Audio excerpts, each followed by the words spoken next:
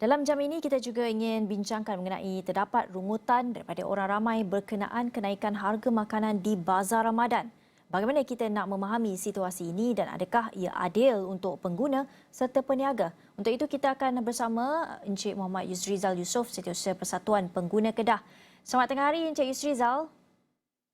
Selamat tengah hari. Okey, Encik Yusrizal, bagaimana kita nak faham mengenai situasi ini? Adakah peniaga sewenang-wenangnya nak menaikkan harga atau mungkin ada faktor luaran lain yang memaksa mereka menaikkan harga?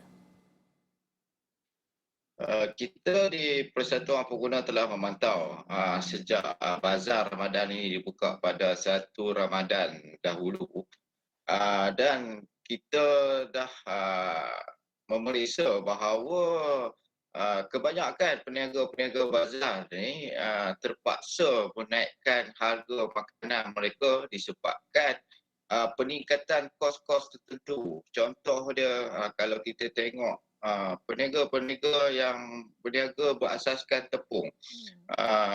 Tepung sejak peperangan Ukraine dengan Rusia ni, saya difahamkan bahawa tepung ni telah meningkat harga dia, 800 gram setiap 800 gram 25 sen.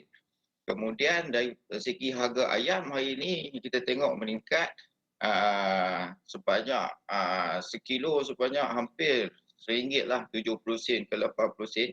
Jadi kos-kos inilah menyebabkan peniaga-peniaga bazar ni terpaksa menaikkan harga. Di samping itu kos-kos lain termasuklah sewaan tapak bazar itu sendiri, dan juga kos-kos buruh dan kos-kos pengangkutan.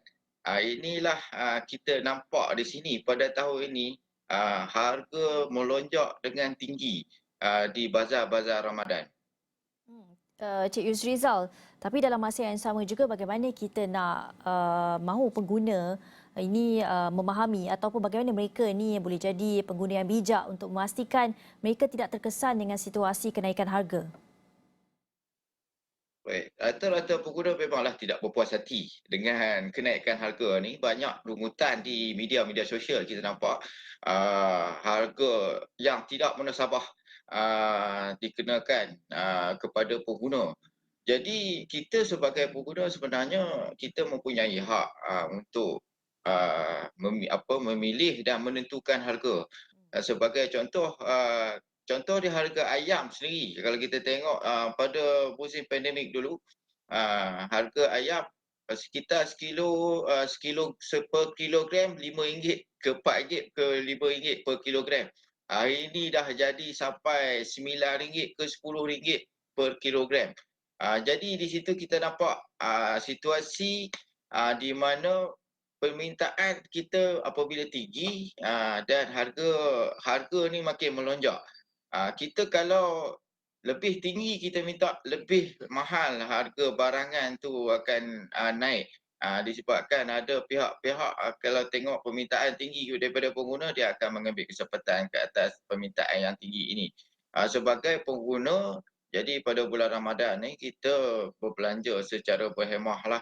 Kalau kita nak menentukan harga-harga pasaran ni, bukannya Persatuan Pengguna tak menggalakkan boikot, tetapi kita berbelanja secara berhemah, bersederhana dalam kita untuk menentukan harga-harga pasaran ini. Sekiranya kita masih lagi membeli dengan jumlah yang tinggi, saya rasa kita nampak bahawa harga ini akan lagi meningkat naiklah. Baik.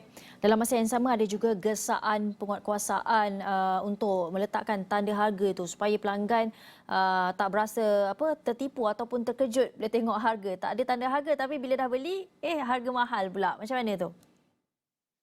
Okey, yang ni cukup seriuslah kita tengok, sememangnya semalam kita memantau di bazar-bazar Ramadan ni ada yang peniaga gagal letakkan tanda harga.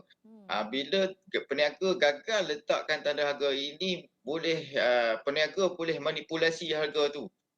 Dia jual dekat orang ni harga lain, orang ni harga lain. Jadi kita harap penguatkuasa Kementerian Perdagangan Dalam Negeri dan Haiwan Pengguna supaya menguatkuasakanlah ke atas peniaga-peniaga yang tidak meletakkan tanda harga ini. Dan juga kita di pihak persatuan, kita mohon supaya KPDN HCP ini juga memeriksa kepada peniaga-peniaga yang meletakkan harga yang melampau ni.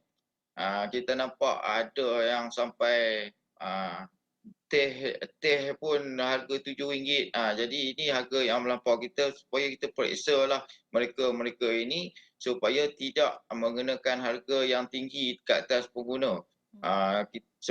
Disebabkan pengguna hari ini amatlah terkesan dengan kenaikan harga ni, disebab kita baru saja melepasi fasa pandemik ke endemik, dan pengguna-pengguna ni baru saja nak bernafas. Jadi kita mintalah supaya langkah-langkah penguatkuasaan ni dilakukan dengan lebih ketat lagi. Baik, terima kasih Encik Yusrizal Yusof, Setiausaha Persatuan Pengguna Kedah bagi mengulas mengenai kenaikan harga dan juga bagaimana hak peniaga ketika kenaikan harga barang ini.